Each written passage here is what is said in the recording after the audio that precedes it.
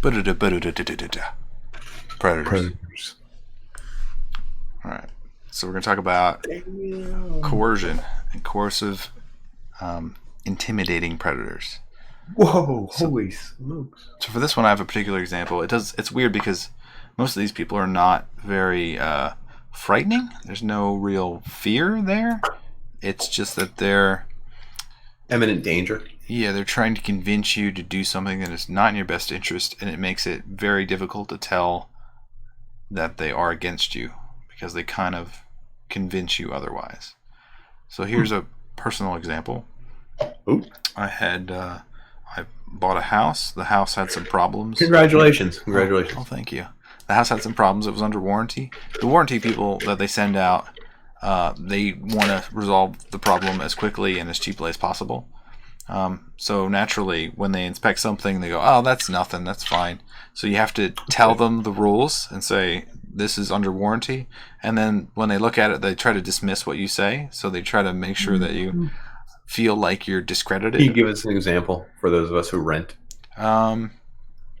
For my particular house, there was water running inside one of the beams, like right above one of the doors.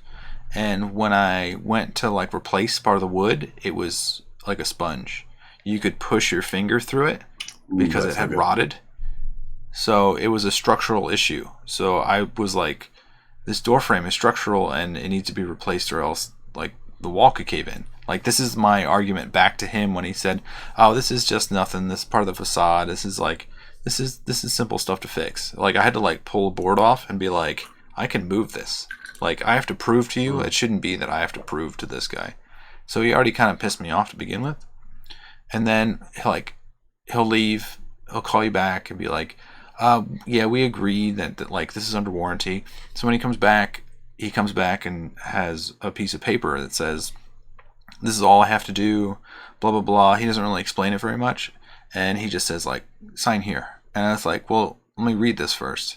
So when I read it, it said like the work had been completed, and I was happy. It was satisfactory work. And he kept getting in my face about it, and he kept saying like, "All you have to do is sign. It's faster if you sign." Like, he tries to say all these things that are like, it's going to help you. It's going to be a better, like, it's faster resolution. You know, in the end, it's better. Like, all these things that don't really make sense, but you want to believe. So you kind of buy into the lies. What ended up happening was I signed part of it, and I said, "Well, I'm not going to complete like the second half, and I'm not going to date it or initial anything because like you haven't done any of this work." He ended up taking it, and then I think I went back inside, and he was like in his truck talking to somebody to like figure out if like that was a viable document. And I guess he figured out that it wasn't legally binding because I didn't sign all of it. He came back and he said, "No, I need you to sign all of it." And I was like, "No." And at that point, I pissed him off. So every time since then, he would come back, be agitated, and then have cheap labor come in and try to fix it. They fixed it wrong. He came back after I had a camera on them as they were repairing it. So I replayed the footage and showed him that they didn't install it correctly, and then the result was like even worse than original. So I had to have him come back. And it's frustrating to deal with these people because they will drag everything out. They'll make it so slow. It's almost like they wanted to make it like a legal thing. So he's trying to coerce you in all variety of methods to get you to just give up. But in the end, I had to go on Twitter and blast these people, saying like, "I have these pictures. This is how you build your homes. This is the person that is trying to fix it, and they fixed it wrong." It was just ridiculous, and I should never have to go through that.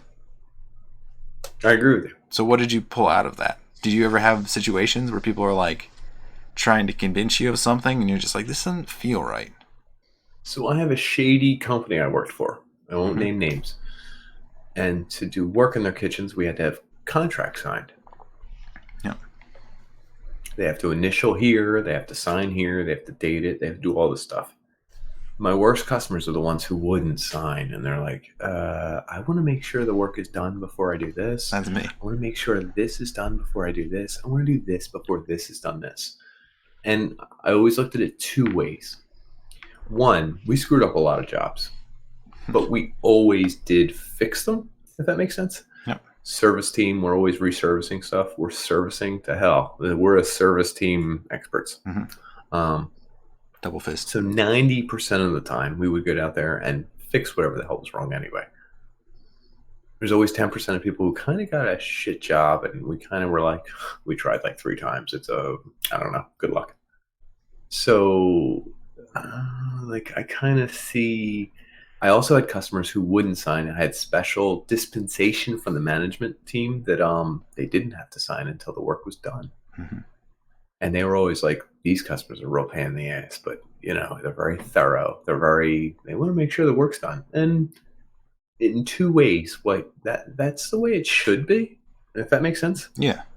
But it makes it harder for me as a sales rep. Yeah, it's inconvenient for me. I'd be like, oh my God, I got to send this guy the paperwork. You're the coercing party. Jesus Christ, I'm a coercer, but I was terrible at it. I would just be like,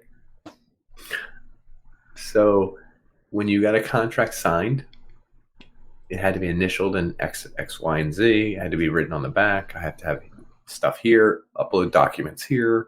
I do all this stuff. Contractors, who are people who would use us regularly to do their kitchens, mm-hmm. would never sign a contract. Or when I send it to them, email it back. Not once. They just don't.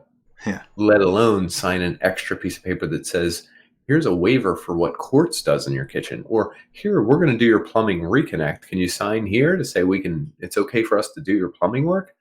Not once. To the point where I stopped sending them the documents and would just hand in my folders not signed. And then I started with just like my regular customers. I'd be like, you guys want it? Here's the deal. I'll take your money.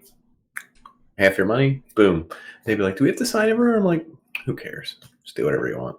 Like, in a way to give them an out, but it also in a way like all the people who have to check the folders would start bringing me back my folders. Yeah. So, and I have to re-email people, call them up, get these signatures.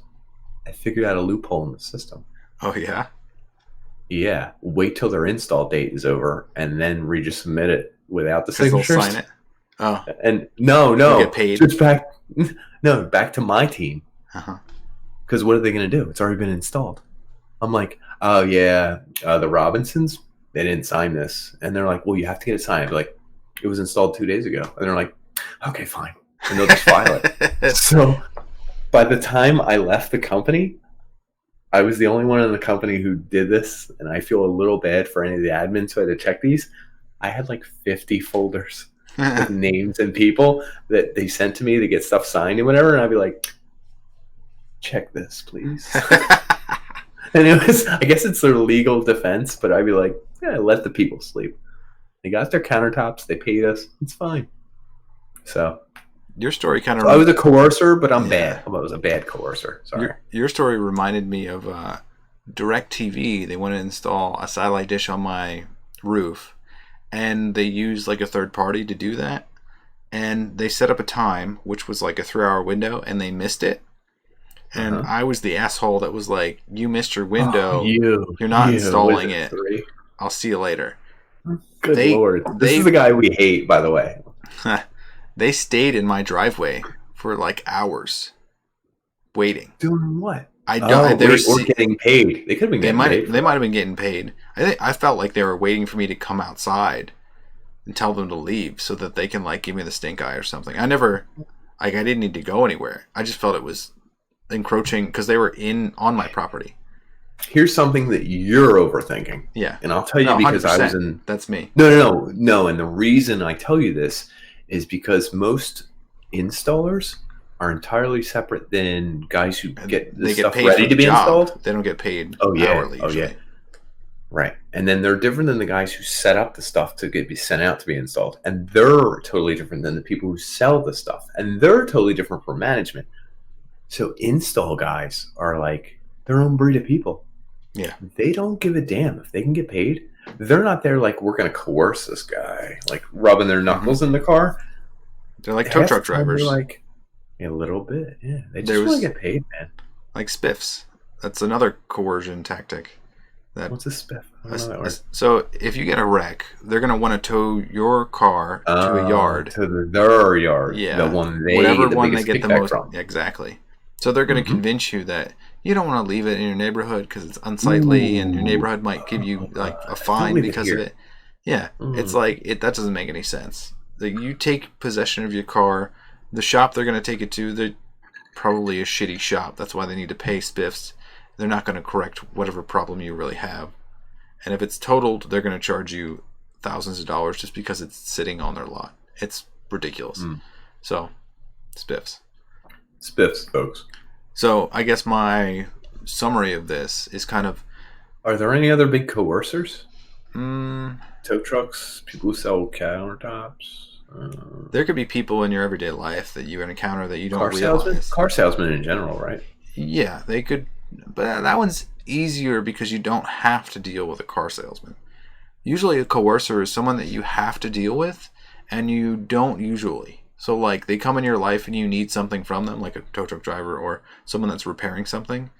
But they like medical treatment and stuff like that. Are the people that try and screw you out of certain medical treatments, or want you to sign off on things, or say you weren't hurt in this incident, like lawyers and stuff? They can do it, right? Yeah, I guess so. Yeah, if you have a legitimate claim, like an insurance company will try to get you to sign to release them from paying, or like your air conditioning, if that goes out, the people who fix your air conditioning will charge you a shit ton of money unless you like really dig deep and like find out who's not going to screw you over.